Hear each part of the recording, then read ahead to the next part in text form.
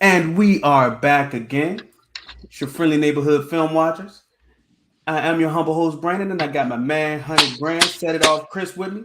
I had to let the water just pour for the aesthetic, Chris. How you feeling? How you feeling tonight? Um, hey, crazy long day, breaking in a new contract, Mm-hmm. and you shot the signal up. I said, okay, let's figure out what we want to figure. Since we've let kind of the week fall back and Mm-hmm. gotten into my bad, bro. Dropped my pen cap Mm-hmm. into what we're trying to after this demoralizing loss Mm. to the 49ers, and then we've got to move on. You got to move on to the next one. It's on to the next one. So we're looking at we're looking at the Los Angeles Chargers, man, and their offense, their defense, and how we match up. So we want to I'm talk a little bit tonight. no doubt, bro. No doubt, man. So, like you said, it was a dismal loss. The 49ers put foots in us. They As did a they little as bit. as Big Bro had to. That's what we got to call them from now on. Yeah. But the get right game is against, Kellen Moore, who we kicked out the house like Uncle Mm. Phil does jazz, and the Los Angeles Chargers. So we here today to talk about how the Cowboys stack up against the Chargers. How first off, how do you think? Salute to Shaheem. How do What's you up, think the Shane? Cowboys stack up against the Chargers? They're a middle of the pack team. Mm-hmm. Statistically, Okay. nothing really great on offense, nothing super duper on defense, but they're Mm-hmm. riding a 2-game win streak. Something Mm-hmm. that we've kind of been trying to wrestle with a little bit. So Mm-hmm. I think they cause problems in some different areas, but Okay. we'll find out what's going on. Okay. Okay. So let's start off against about the Chargers offense. Hmm. One thing that the Cowboys struggle with is a versatile running back. Okay. Austin Eckler is a guy who is exactly he fits that bill. He is in a lot of ways the Chargers offense. He Um. can run the ball, he can catch the ball. He Yes. is their lifeblood. He's the engine to the car. What can the Cowboys do to stop Austin Eckler? Well, I mean, that goes with with a guy like that who can run and can catch the ball out the backfield. That's Mm-hmm. going to pose a little bit of problem with our linebackers. Yeah. Being that And guess what one of our main troubles are? um yeah, a linebacker who can run with a guy out the backfield. So um I think I think they. You said he posed a problem. I don't think Mm-hmm. that's been our biggest Achilles heel this year. I think it's been like the mobile quarterback has been our really our Achilles heel. But Mm-hmm. and then just kind of overcommitting in certain areas. Going back to the Cardinals game, and a lot of people it was just over pursuing and things of that nature, not having gap integrity on stuff. But Mm-hmm. I think Austin's going to get his portion, but I don't think that's the strength of the Chargers offense. I think the strength of the Chargers offense is Justin Herbert and his Ah. ability to yeah, and he's kind of got a favorite target in Keenan Allen. And Hey, Keenan Allen Keenan is a bad man. Keenan a yeah, bad man, Chris. yeah, And he and has I'm been. I'm glad that we Mhm. talking about the Cowboys defense. I look, we starting off with questions in the chat box already. We moving on up in the world.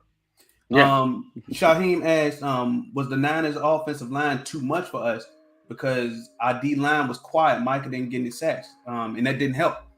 right.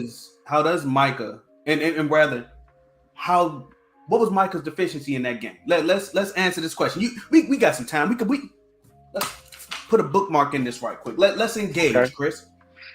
For me, I just think the scheme was totally bad by you taking your all world defensive chess piece and Mm-hmm. putting it against their best lineman. And it was kind of like, Good versus good.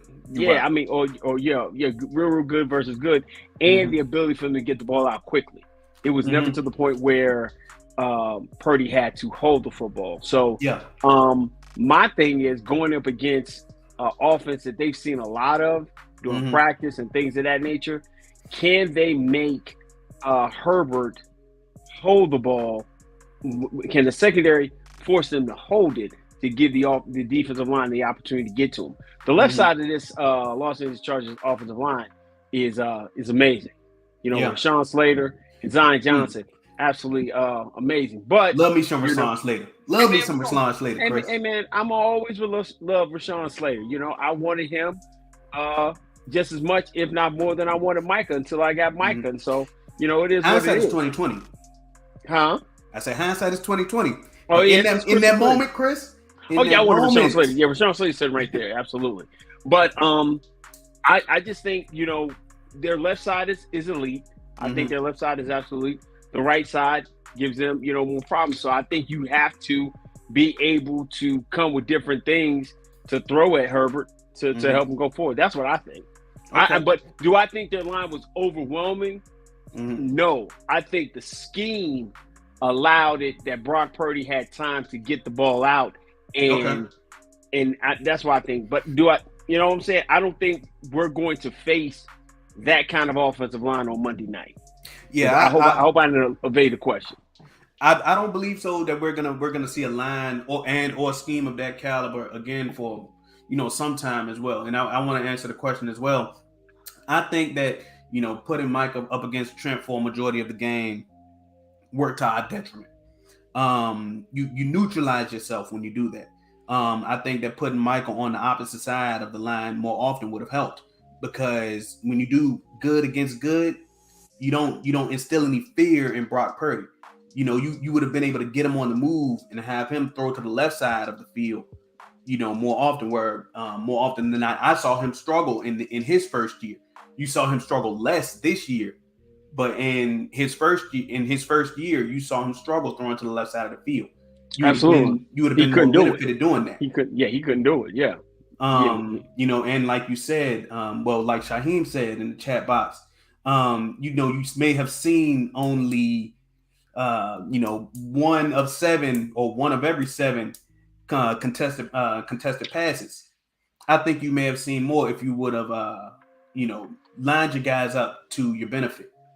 So hopefully Dan Quinn adjusts, in this game.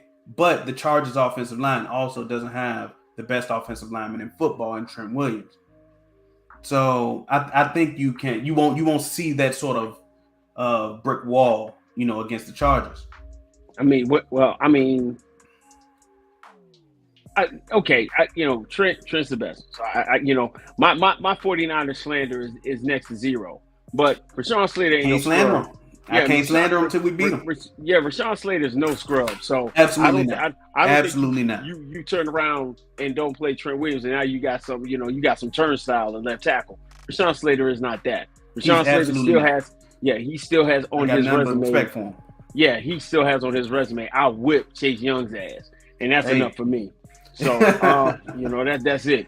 So you're gonna have to mix and match where you put him. I think you got to get back to the point of playing more Sam Williams, have him play at that defensive end, and be able to move Mike around to make him where you got to find him, and which you get one-on-ones and things of that nature. So that's what I think with that. Absolutely. And I think by default you will have to move Mike around more often, because you've yet to solve your lack of bodies or lack of healthy bodies at the linebacker position. Right. So I think, by default you'll be moving Mike around more often. Absolutely. So you're gonna see more Sam Williams. You're gonna see more Dorrance. Mike is gonna be a bit of here, a bit of there. Yeah, more Dante Fowler, things of that nature. So exactly. So I don't think that's gonna happen. I think go ahead.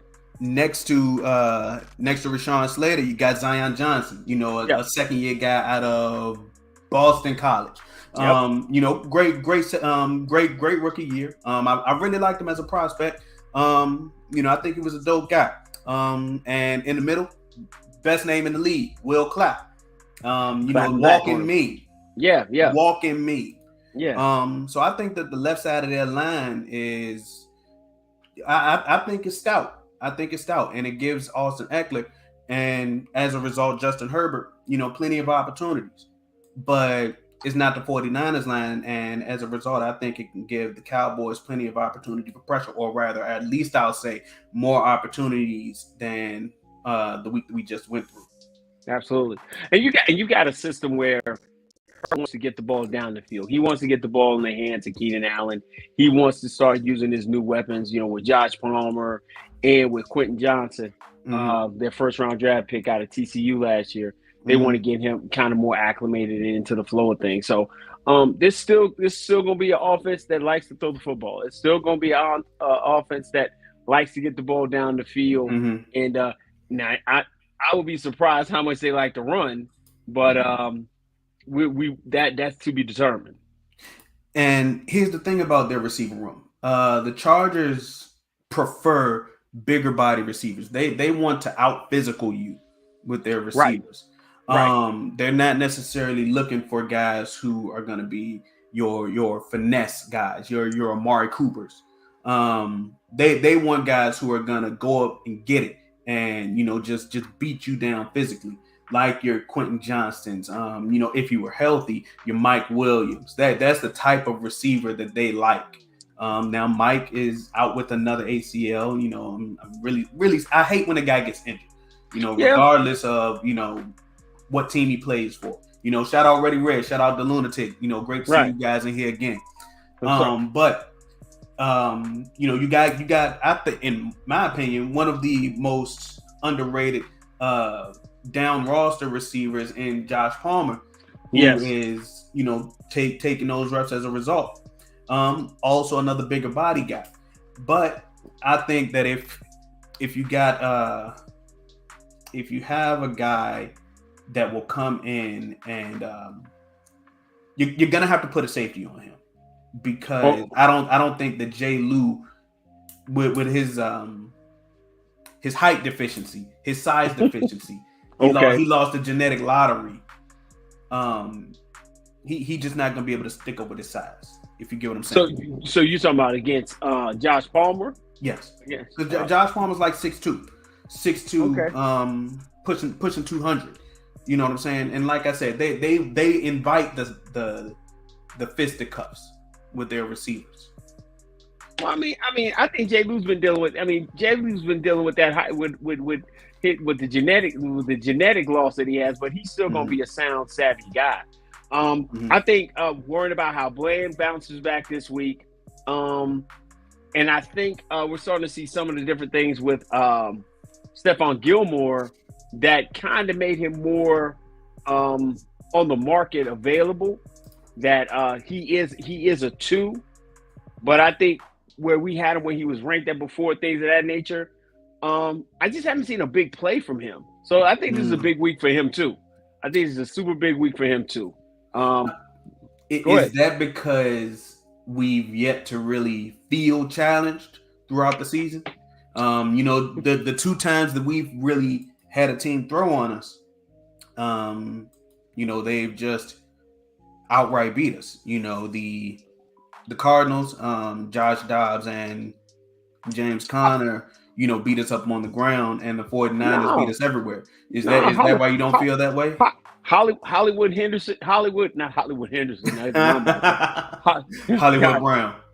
Brown had a good day against us. He really worked Bland over. We turned around. Ayuk was on his way to having a good day, but I think what they really did, they worked against the Cowboys linebackers and they worked against the Cowboys safeties. So they don't have a tight end. They have Gerald Everett, but they don't have the explosive tight end that we have. So I think if you were going to go out and say, okay, where are we going to work? Who we're going to work against? I think the Chargers want to use their receivers. They want to use Allen. They're going to want to use Johnson. They're going to want to use Palmer. And then they're going to want to attack the linebackers with the Eckler, with the Kelly, and things of that nature. So it's going to be up to us or up to the Cowboys to, once again, cause pressure, kind of disguise some different things, because we want to use the safety in the box. With the loss of Donovan Wilson is going to be huge this week.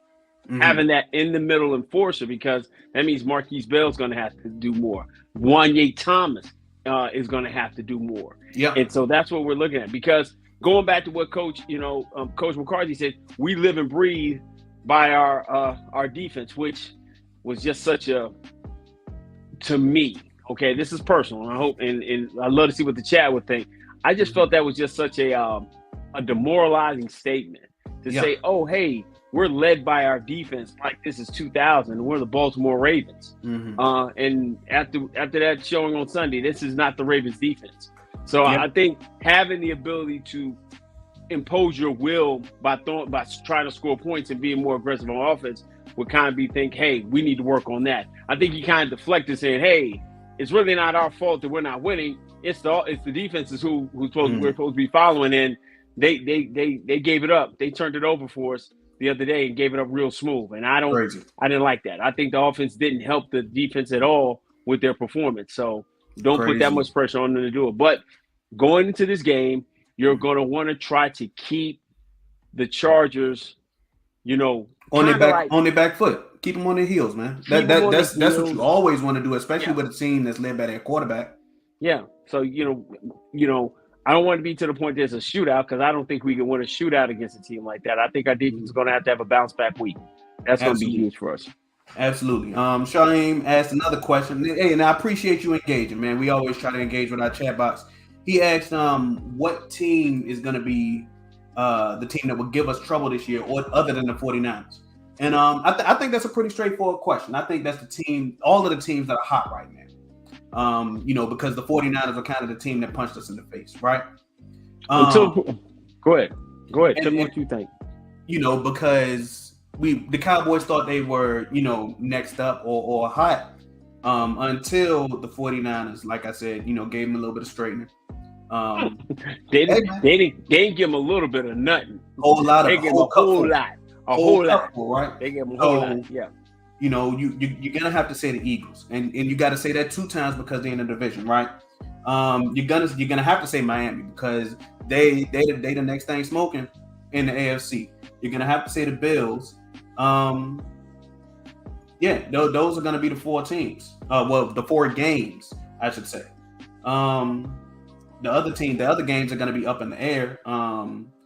Seattle might think that they have something going on, but that's not going to be a team that I say would give us trouble. And I wouldn't say that the Chargers will give us trouble. I would say that game is up in the air. Just they're severely limited by Kellen Moore. I do not think very highly of Kellen Moore at all, just because of after going into this week, I'm just on I'm originally from North Carolina, okay? But after last week, I'm from Missouri.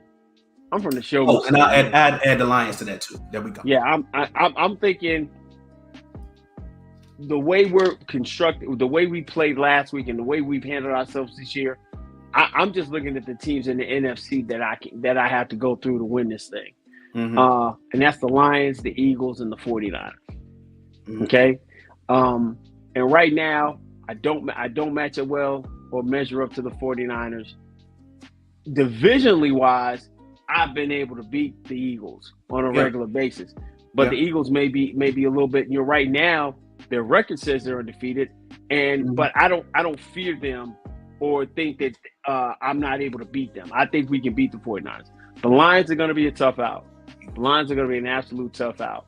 So if I had to go against those 3 teams, I think I can go like 1-2. I can go 2-1. I probably can beat the Eagles, and I think I can beat the Lions. I got to get out of the NFC. Dealing with the AFC, that's a whole different monster. Yeah. I'm going to get my opportunity to face the Chargers this week. In another week or so, I get to deal with Miami, and I get to deal with the Eagles. So this next 3-game stretch, going to let me know exactly who I am and what we are. Yeah. So I won't sit back and have to ponder it anymore. By the time we get through this next 4 weeks, we'll know exactly who we are. Absolutely. And we'll be able to come back and revisit this question.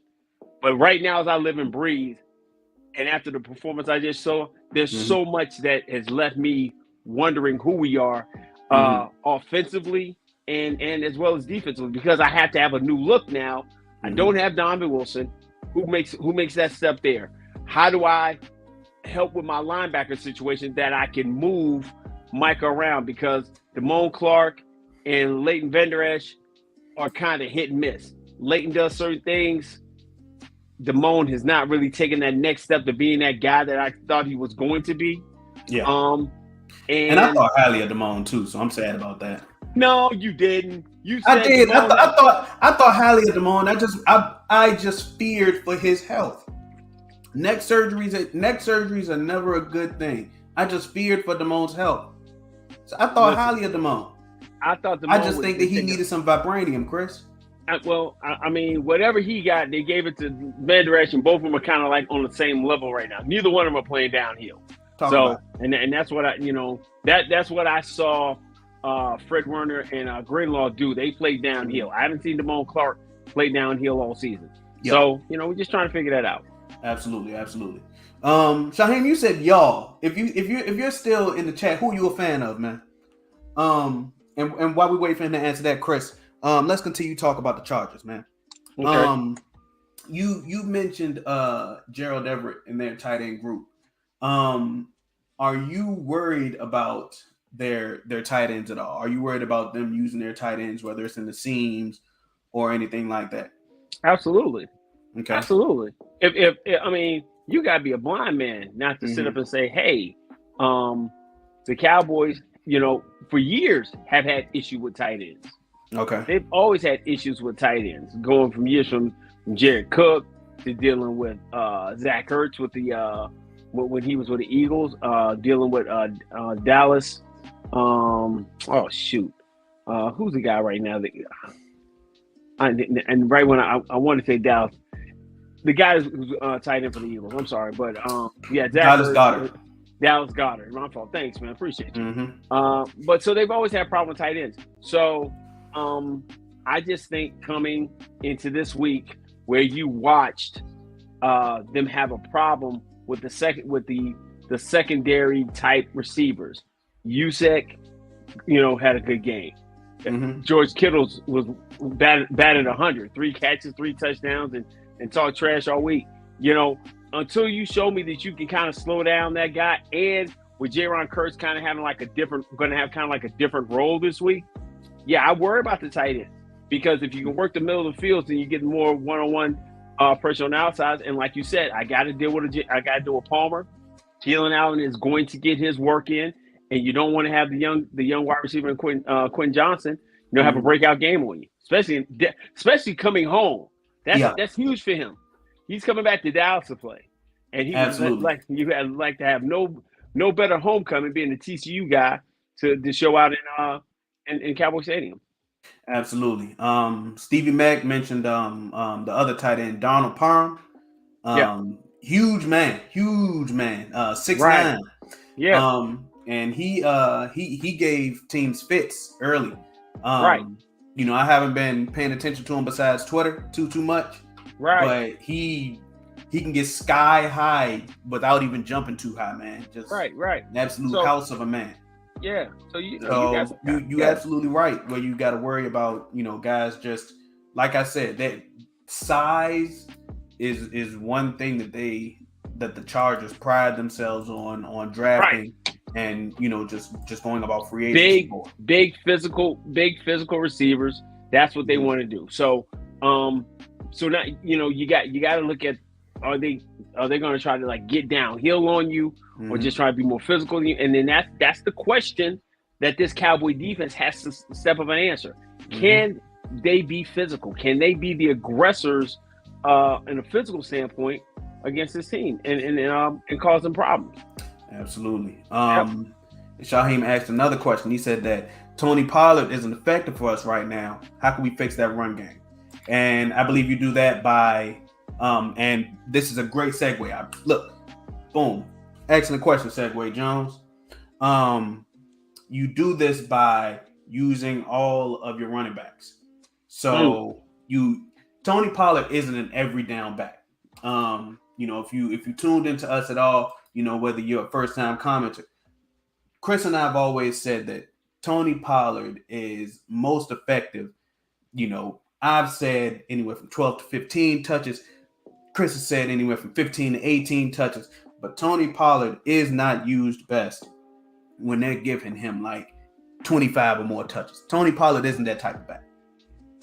So you maximize Tony's efficiency by giving him that amount of touches. And then you mix in your Rico Dowdle, you mix in your Hunter Lipke, you mix in your player to be named later. And using your bigger body guys will also possibly improve your red zone efficiency, where you're on like your first and at like the 3-yard line, your bigger body guy who can get in between those tackles, because Tony isn't best used, in between those tackles. He doesn't have the frame for it. Okay. So that would be, kind of in a way hitting two pins in one roll down the lane. Okay. I mean, if we're gonna use the bowling analogy, absolutely. You kind of want to be able, you want to maximize your shots down in the red zone, and that is getting Tony back to what he is. He's a more edge guy. He's a better off the edges.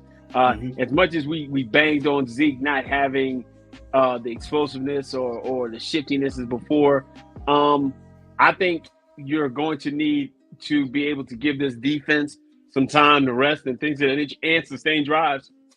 Is using Hunter Lipke, is getting Rico Dowdle in the game. And that's going to be – but it's hard for the Joneses and this organization to say, hey, we paid you $10 million. We're going to make you the bell cow. He's not the guy he was before his injury.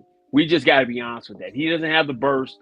He doesn't have that second gear or third gear that we saw before the injury. I think he's still kind of getting back to what he was, and I don't think he'll be that guy until later on the season. That's the one thing that we didn't, him coming back and playing initially. Okay, Tony's back, but the guy did severely break his ankle, and I just don't think he's got that gear. Chris, to do it. Chris, what, man? Tony isn't the only guy on this team who broke his leg, who doesn't quite have the speed anymore. First off, the other guy wasn't a speed demon in the first place. He could run, but he wasn't his best attribute wasn't speed. His best attribute, he could run. I'm saying for the job that Tony Pollard is supposed to do, he does not have the burst that he had from last year before he hurt his ankle, and he just doesn't. So we're using him in a different role by running between the tackles, but it used to be those in between the tackle type run. Tony would pop a 6 or 7, 8-yard run. He hasn't been doing that this year. He's been more like a 4 to 5, 6-yard run, and that's the difference. Okay. Reddy Red believes that we should call a team about a running back. He specifically mentioned Saquon Barkley or Josh Jacobs. Would you call anybody before the trade deadline? No, because you already paying one guy $10 million. They're not going to do that. Okay. Not going to do that. That's economically irresponsible. No, I think what you have to end up being able to do is for this offense is to, and I know it hurts because I clowned this man. I clowned Joystick Moore. I said that his concepts were antiquated, or it was just too much of a wide receiver trying to play defensive back on the fly. But right now, we're not forcing the ball down the field. If we watch the games, we've watched them. We painfully watched them 2 and 3 times, and we're not causing as much conflict at the line of scrimmage as we were doing before. There were no tunnel screens run on Sunday. There's, you got obviously a disconnect between Rain Dakota Prescott and CeeDee Lamb, and there lies the problem. If my tight end is one of my top receivers on my football team, when I've got a bona fide one, that's the issue. That's the issue right now. So I don't need to go out and go find another high-paid running back. I need to adjust what I'm doing offensively. That's what I feel. Okay, I'm glad you brought up your number one. We kind of segued into the offense. Well, not even kind of. We talked about the offense. CeeDee Lamb want more targets, Chris. CeeDee Lamb wants more targets. But your tight ends have been your number one target so far. Not even your tight ends. Jake Ferguson has been your number one target. Absolutely. How do you switch it? How do you turn the camera around? What do you do to rectify this? You stop trying. This is what you do. You stop letting the narrative that the national media has given you dictate what you do offensively. Follow me on this. Okay. We're talking about up until last year. And you got to understand how the Cowboys moved the narrative on everything. 2 years ago, the biggest stat in football were yards given up by a cornerback. Oh, I hated that narrative. Didn't you hate that? Mm-hmm. Trayvon Diggs was the worst cornerback in the NFL, even though he was all pro, even though he led the league in interceptions, but it was the fact of the matter that he gave up more yards than anyone else. And that became the biggest thing in the world. The following year, he came back. He had fewer interceptions, but it just so happened that nobody cared about who gave up the most yards in the NFL. I did not find out who it was. Nobody cared. It's a mystery to this day. Yeah, you're right, to this day. So you go back, the biggest thing that the world talked about was the 15 interceptions that Rain had after coming back. Nobody talked about the fact that they had the number one offense, most yards, the number of touchdowns he had, and things of that nature, where we ranked. It was just the fact he threw interceptions. That every time he threw an interception, it was the stock market was crashing, babies were getting kidnapped. Everything in the world was terrible. Food prices were through the roof. Everything. So in the offseason, pandemonium. So what happened is we turned around and made the offense to the point where we take all the risk away from a guy who's arguably a top 7 quarterback coming into the season. But now we don't want to let him throw the football. So if you look at where we're throwing the ball, we're not forcing the ball down the field. We're going to the safe outlet of a tight end. Now, what people will say, well, hey, Chris, Patrick Mahomes' number one outlet is Travis Kelce. That's his best receiver. That's the best receiver on his football team. Debatably, his only receiver. But debatable. What he's got other guys who play receiver. His best target is Travis Kelce. Jake Ferguson, I love him, and we kind of coined and said he would be Baby Kelce, but he's not Travis Kelce. But we have a receiver. But we have a number one receiver in CD. We got food in our fridge. Yeah, we got food. We got food. So you got a 1,300-yard receiver, and he's into the season, almost 6 games into the season, 5 games into the season, and the guy has 1 touchdown. He's got every right to be upset because right now he's trying to work to be able to go upstairs and ask for some bread. And with these numbers, where's the best thing to do is give him a hot pocket. They might give him a plate of leftovers. I might give him a plate of leftovers, with folks who don't know who put raisins in their daggone potato salad. Travis. Yeah, just god awful. But that's what it is. I think you got to to those who do that. Don't bring it over my house though. Don't bring it over my house. Not welcome to my cookout. No, not welcome. You're not welcome to the cookout with no raisins and potato salad. But we go back and get on point. You've got to start featuring your number one. Michael Gallup has looked better. But I think you gotta do a lot. You gotta shift some things. Brandon Cooks is absolutely an unknown weapon inside this offense, and you brought him to be the field stretcher, and we still haven't used him really to do that. Everything's been very short, close to the line of scrimmage, very intermediate to say the least. And I think you just got to be able to start putting guys in one-on-one positions to do what they do. Yeah. So what I believe is obviously CD and McCarthy had, a conversation after the game. There's been talking points in the media after every single game where we got to feature the guy. And you're going to see where they feature Lamb now. It gets a little tired where it just bounces from guy to guy after every single game. I wish that they would just stick with the formula that works where you feature your number one receiver, Freddie Red mentioned where he would cut LVE and Dorrance Armstrong. Why? I wouldn't cut Dorrance. I wouldn't cut LVE. Trade Dorrance. I mean, that was a year ago where I said that. Yeah. The market. Nah. Dude, you need bodies right now. You need bodies at linebacker, and you need to be able to keep people in a rotation. You cut Dorrance. Who you got playing defensive end? Absolutely. You want to be able to move people around, No, I don't. Absolutely. The thing what we look at the 49ers like, oh, they got all these different pieces in place.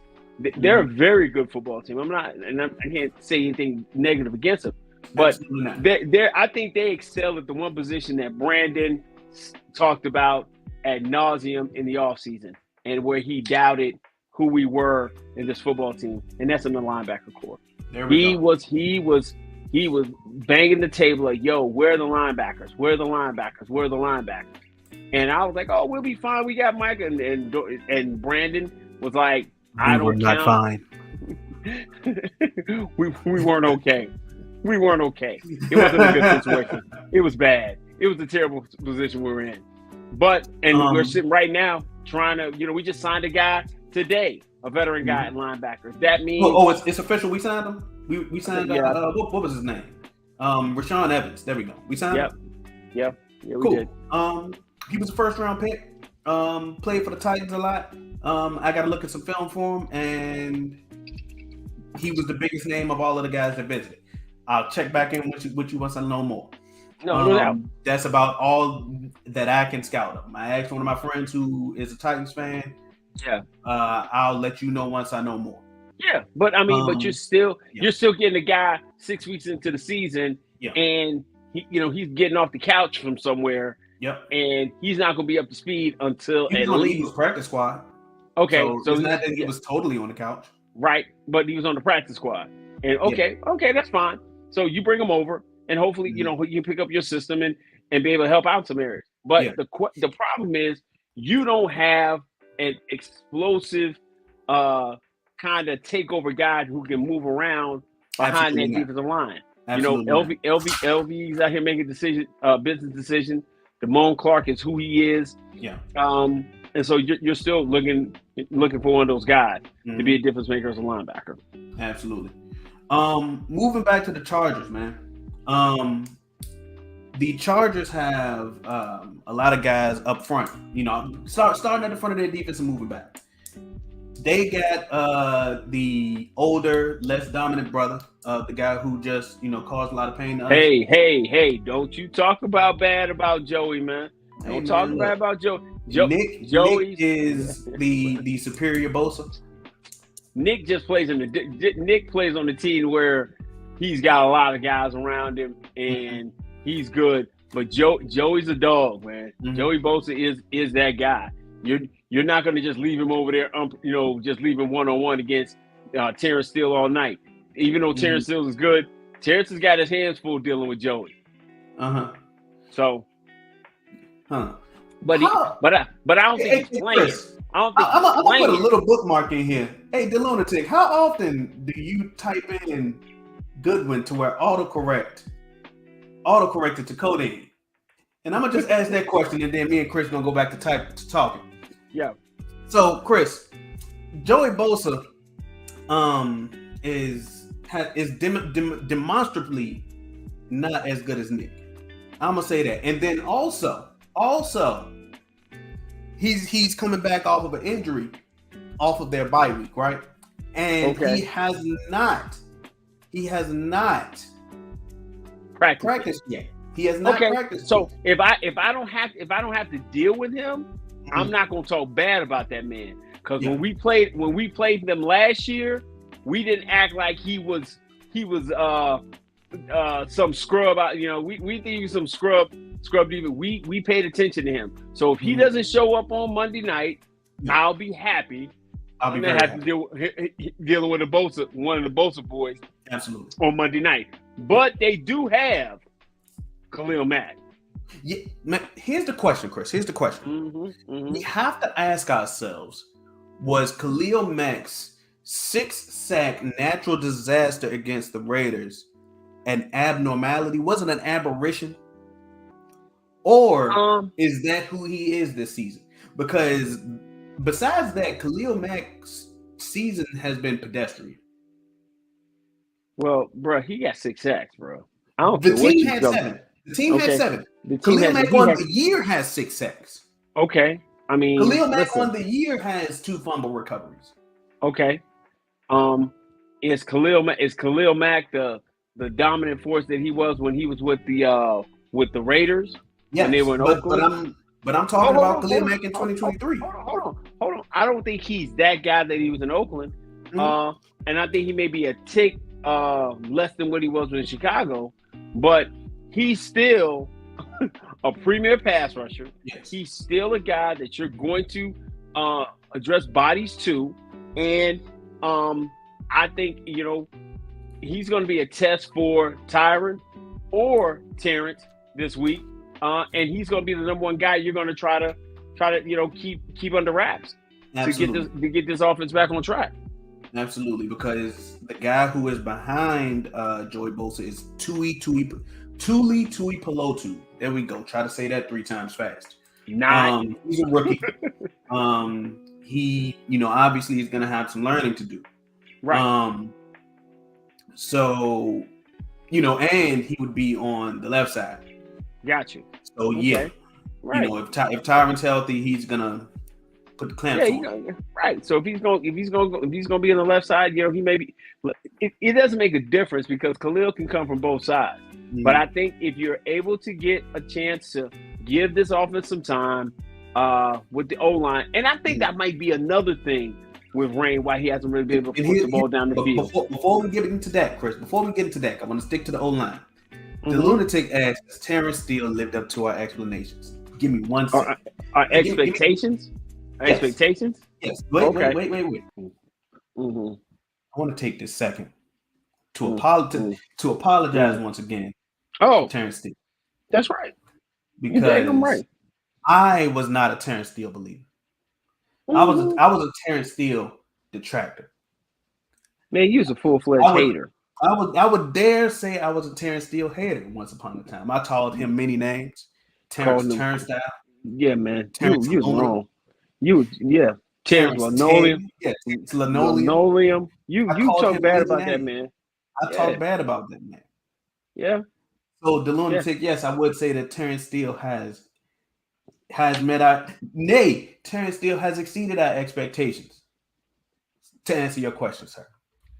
I mean, going into Sunday, I didn't have any issues with Terrence Steele. Terrence Steele gave up 1 sack against an absolute premier defensive end. But outside of that, the offense's performance Sunday was terrible. Oh yeah, whole. So just Sunday. Yeah. But specifically talking about Terrence Steele. Yeah, Terrence was fine. He gave up 1 sack. The rest of the stuff came from pressures from different areas.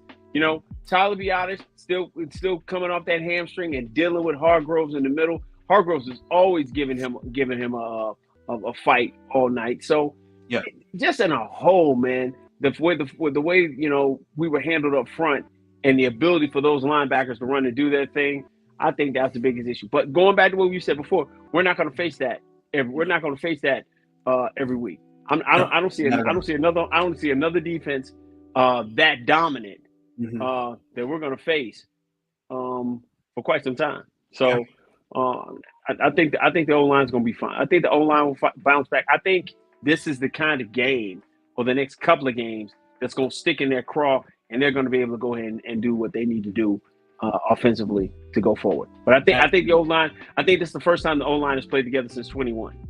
Yeah, in a whole. That's crazy. So moving back 1 step to the Chargers linebacker one. They drafted a guy kind of early who hasn't really been playing yet. Dion Henley. Okay. I had a whole lot of questions about him. Specifically, as to why LA picked him up. A lot of character issues, even though he could ball. Even though he could ball, and he hasn't really been playing yet. Okay. So, we'll see if he plays. But they got Eric Kendricks and Kenneth Murray, as their linebackers.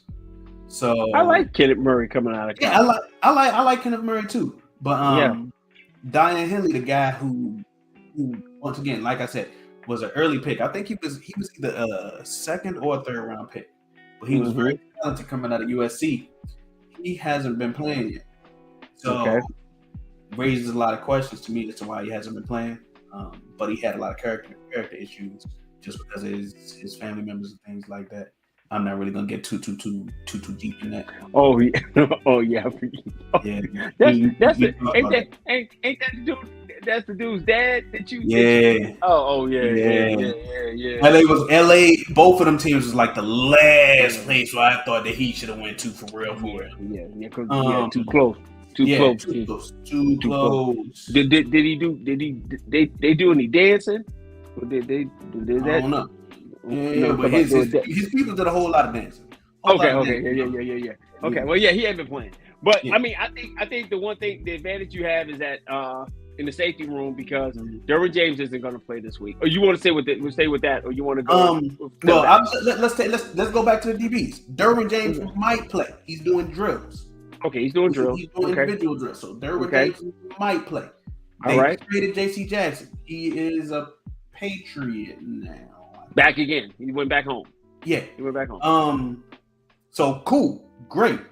Maybe they'll get CD Lamb involved.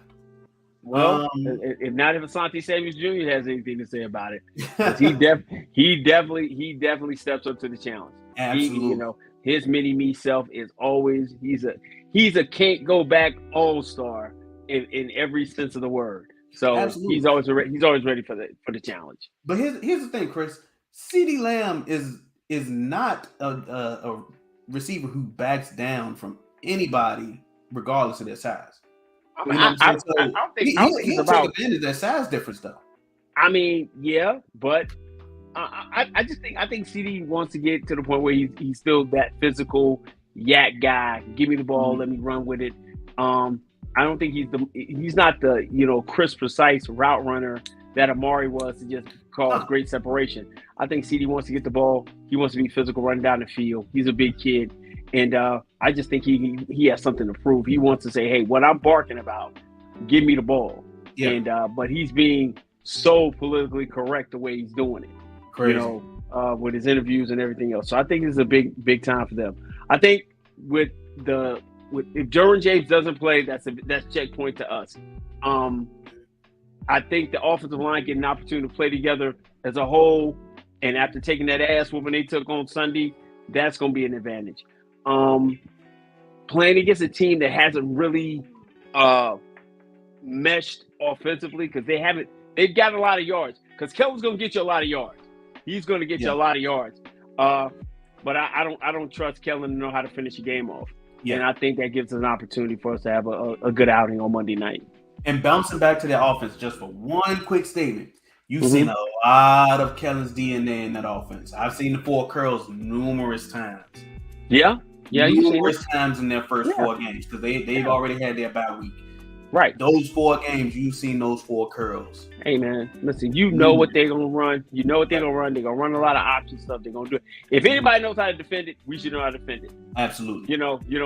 He should, Dan Quinn should have an idea how to clamp it down or where the weak spots is, but he's going to know where the weak spots are with us. So it's going to be a good, good chance, a good opportunity for Kellen to maybe pull something different out of his bag if he has anything out of his bag. Maybe saving some of those plays he was saving against us, for years for the playoffs. In the freezer, man. He's probably gonna pull out the annex of Puerto Rico. He loves to run that, and we'll figure that out early. Absolutely, man. Yeah. Man. Anything else that you want to talk about? Man, I just we talked a little bit offline about some different things. That's still up in the air. We're gonna have to wait to the bye to see how it works out and some different things. But man, I just want to see them get back on the field, get an opportunity to redeem themselves from what ended up happening on Sunday night, and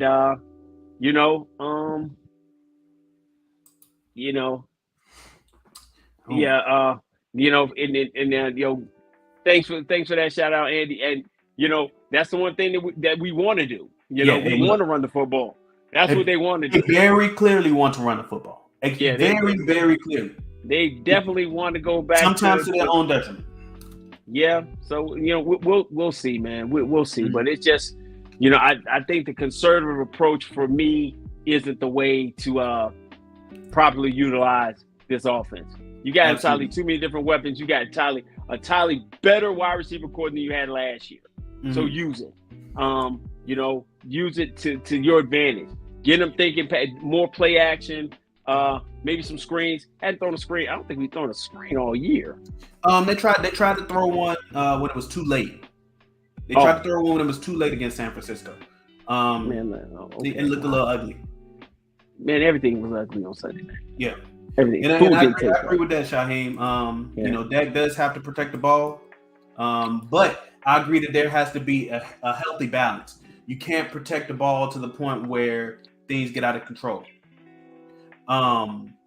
If you get overly conservative, you'll fall behind early. So you have to be able to take a healthy amount of risk. I think that everything is about risk assessment. If you try to be too risk averse, you end up not trying to push the ball downfield. And that's how you end up looking like Dallas did for a large part during the San Francisco game, not pushing the ball downfield, not even getting the ball to your playmaker a lot, because CD looked like he was begging for the ball during a lot of portions of the game. You saw even during two of the interceptions, CD Lamb was wide open.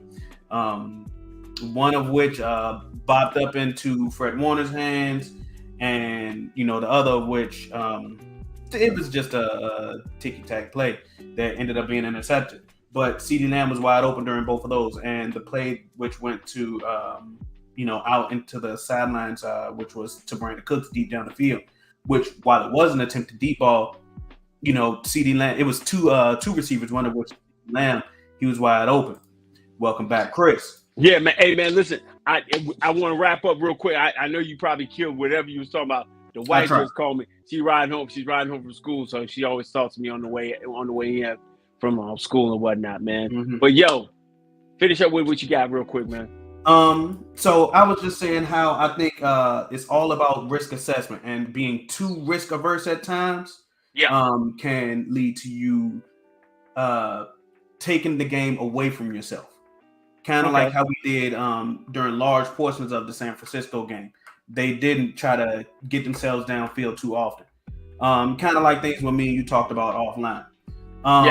And kind of answer Andy's question, I'm not really nervous about Kellen getting his revenge, because we've seen a lot of his concepts. And I think that the Chargers have done a lot of the Chargers are currently experiencing a lot of the woes of his concepts. You're seeing a lot of those four curls. You're seeing a lot of the option routes that the receivers are seeing a lot of the same concepts and experiencing a lot of the same negatives of Kellen's concepts.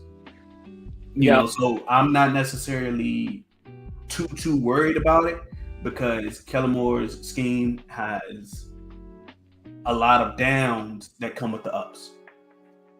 Yeah, it's a roller coaster. This is definitely a roller coaster, but it will put a lot of yards up, and so they're right. They're a 2-2 football team coming off a bye, and they're gonna want to try to prove something. And like I said, it's kind of a homecoming, but it's also kind of a get right situation for us. So Absolutely. That's definitely what we need to be able to do. Mm-hmm. But yo, bro, I love kicking with y'all, man. Thank y'all, man, for kicking with us on a Wednesday night, man. Man, listen, we trying to get a little bit more set up in the algorithm a little different. B's got a little bit more time. I don't never have no time, but whenever you throw the bat signal up, because I'm his sidekick, man, I'm going to do my best to get in and kick with y'all, man. But if you've been with us for 53 minutes, man, you know what you need to do. Hit the like button, man. Hit the subscribe button, and more importantly, share it to your friends and families and cohorts and things of that nature, man, to get us out there, man. And then pretty much to just continue the conversation going. We'll probably be back later on this week. We're going to find some time to do it then, man. And as always, man, I'm the sidekick on the side that kicks and does what he has to do for the main man, which is my man BH, man. And together and always, we will be Frankly Football. And until next time. Peace.